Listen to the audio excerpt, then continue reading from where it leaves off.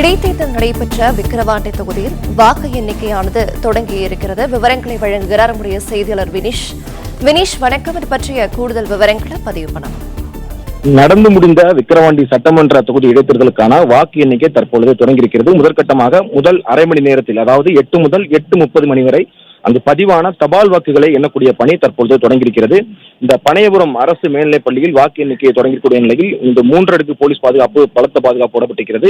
வாக்கு எண்ணிக்கையை பொறுத்தவரை 14 மேசைகளில் 20 சுற்றுகளாக நடைபெறும் நிலையில் நண்பகல் 12 மணிக்குள் வெற்றி நிலவரம், யார் முன்னிலையில் இருக்கிறார், எந்த வேட்பாளர் முன்னிலையில் இருக்கிறார் என்பது போன்ற வெற்றி நிலவரம் தெரியும் என எதிர்பார்க்கப்படுகிறது. முதலில் தபால் வாக்குகள் எண்ணும் பணி தற்பொழுது தொடங்கியிருக்கிறது. இந்த தபால் வாக்குகளை பொறுத்தவரை மாற்றுத்திறனாளிகள் மற்றும் 85 வயதிற்கு மேற்பட்டவர்கள் 545 வாக்குகள் செலுத்தியிருக்கிறார்கள். அதே போல காவல்துறை வாக்குகளை பொறுத்தவரை 226 காவல்துறை வாக்குகளும், ஆன்லைன் வாக்குப்பதிவை பொறுத்தவரை 28 பேர் ஆன்லைன் மூலமாக உங்களுடைய வாக்குகளை பதிவு செய்திருக்கிறார்கள். ஒட்டுமொத்தமாக 798 வாக்குகள் தபால் வாக்குகளாக பதிவாகியிருக்கிறது.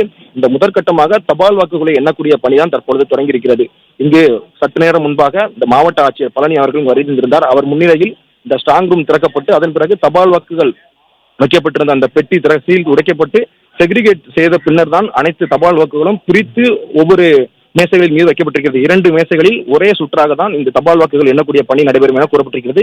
முதல் அரை மணி நேரத்தில் இந்த தபால் வாக்குகளை எண்ணி முடித்த பின்னர் அதற்கு பிறகாக வாக்குப்பதிவு இயந்திரத்தில் பதிவான வாக்குகளை எண்ணக்கூடிய பணி தொடங்கும் என ஏற்கனவே தேர்தல் அதிகாரி தரப்பில் இருந்து தெரிவிக்கப்பட்டிருந்தது. அதன் அடிப்படையில் தான் தற்பொழுது தபால் வாக்குகளை எண்ணக்கூடிய பணி தொடங்கியிருக்கிறது.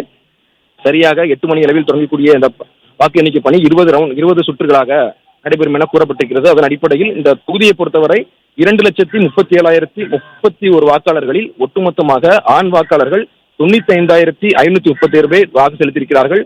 99,944 பேர் பெண் வாக்காளர்கள் வாக்கு செலுத்தியிருக்கிறார்கள். 3ஆம் பாலினத்தவரை பொறுத்தவரை 15 பேர் என ஒட்டுமொத்தமாக பதிவான வாக்குகளை பொறுத்தவரை 1,95,495 பேர் வாக்களித்திருக்கிறார்கள். வாக்குப்பதிவு சதவீதத்தை பொறுத்தவரை 82.48% வாக்குப்பதிவாக இருந்தது. கடந்த சட்டமன்ற பொதுத் தேர்தல் 2021ஆம் ஆண்டு நடைபெற்ற சட்டமன்ற பொதுத் தேர்தலின் போதும் இதே 82% வாக்குதான் பதிவாகி இருந்தது என கூறப்பட்டிருக்கிறது தேர்தல் ஆணையம் தரப்பிலிருந்து. அதன் அடிப்படையில் தான் தற்பொழுது இந்த வாக்கு எண்ணிக்கை தொடங்கியிருக்கிறது. கடந்த தேர்தலை பொறுத்தவரை விக்கிரவாண்டி தொகுதி 2011ஆம் ஆண்டு தான் உருவாக்கப்பட்டிருந்தது. இதுவரை 4 தேர்தலை சந்தித்திருக்கிறது. அதில் ஒன்று 2019 நடைபெற்ற இடைத்தேர்தல். அதன் பிறகு தற்பொழுது 2024 ஒரு இடைத்தேர்தல் நடக்கிறது. 4 இடைத்தேர்தலுக்கு பின்னர் தற்பொழுது 4 தேர்தலுக்கு பின்னர் தற்பொழுது ஒரு இடைத்தேர்தல் தொடங்கியிருக்கிறது.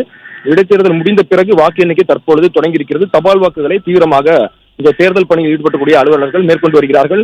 காவலர்களை பொறுத்தவரை 24 மணி நேரமும் சுழற்சி முறையில் 3 பிரிவினர்களாக பணியமர்த்தப்பட்டு கண்காணிப்பு பணிகள் தீவிரப்படுத்தப்பட்டிருக்கிறது. அதே போல இங்கு வரக்கூடிய வேட்பாளர்களை பொறுத்தவரை ஒட்டுமொத்தமாக 29 வேட்பாளர்கள் இங்கு இந்த தேர்தலில் போட்டியிட்டிருக்கிறார்கள். அவர்கள் உள்ளே வரும்போது அடையாள அட்டை இருந்தால் மட்டுமே உள்ளே செல்ல அனுமதிக்கிறார்கள் காவல்துறையினர். அதே போல அவர்களுடைய பூத் ஏஜென்ட்களாக இருந்தாலும் அடையாள அட்டை காண்பித்த பின்னர் தான் உள்ளே செல்ல அனுமதி என பல்வேறு கட்டுப்பாடுகளோடு தான் இந்த இடைத்தேர்தலுக்கான வாக்கு எண்ணிக்கை தற்பொழுது தொடங்கி நடைபெற்று வருகிறது. அரை மணி நேரத்தில் தபால் வாக்குகளில் யார் முன்னிலை என்ற அறிவிப்பை தேர்தல் ஆணையம் வெளியிடும் என எதிர்பார்க்கப்படுகிறது. ஆனால் ஒரு தரப்பில் மொத்த சுற்றுகளும் ஒட்டுமொத்தமாக 20 சுற்றுகள் முடிந்த பின்னர் தான் அனைத்து வாக்குகள் யார் வெற்றி நிலவரத்தில் முன்னிலையில் இருக்கிறார் என்பது போன்ற கருத்துக்களை கேட்டறிந்த பின்னர் தான் இறுதி சுற்றாக தபால் வாக்குகளையும் சேர்த்து ஒட்டுமொத்த வாக்குகளை அறிவிப்பார்கள் என தேர்தல் ஆணையம் தரப்பில் தெரிவிக்கப்பட்டிருக்கிறது. வாக்கு எண்ணிக்கையின் முக்கிய பகுதிகளில் பொருத்தப்பட்ட கண்காணிப்பு கேமராக்கள் முழுவதுமாகவே பாதுகாப்பு அறை மற்றும் மையத்தின் ஒட்டுமொத்த செயல்பாடுகளை அறிந்து கொள்வதற்காகவும் அருகிலேயே கண்காணிப்பு மையமும் செயல்பட்டு வருகிறது. அதே போல வட்டாட்சியர் அலுவலகத்திலிருந்தும் இந்த வாக்கு எண்ணிக்கையை கண்காணிப்பதற்காகவும் மாவட்ட ஆட்சியர் அலுவலகத்திலிருந்தும் வாக்கு எண்ணிக்கை கண்காணிப்பதற்காகவும் தனியாக பிரத்யேகமாக ஒரு கண்காணிப்பு மையமும் அமைக்கப்பட்டிருக்கிறது. சுழற்சி முறையில் அவ்வப்போது இந்த மாவட்ட ஆட்சியர், மாவட்ட காவல்துறை கண்காணிப்பாளர் என அனைவருமே இங்கு அவ்வப்போது கண்காணிப்பு பணியை மேற்கொண்டு வருகிறார்கள். தீவிர பாதுகாப்பு பணியில் தான் இந்த வாக்கு எண்ணிக்கையானது தற்பொழுது தொடங்கி நடைபெற்று வருகிறது. தற்போது இருக்கக்கூடிய தகவலின் அடிப்படையில் தபால் வாக்குகளில் திமுக தற்பொழுது முன்னிலையில் கிடைக்கப்பட்டிருப்பதாக ஒரு தகவலானது வெளியாகிருக்கிறது.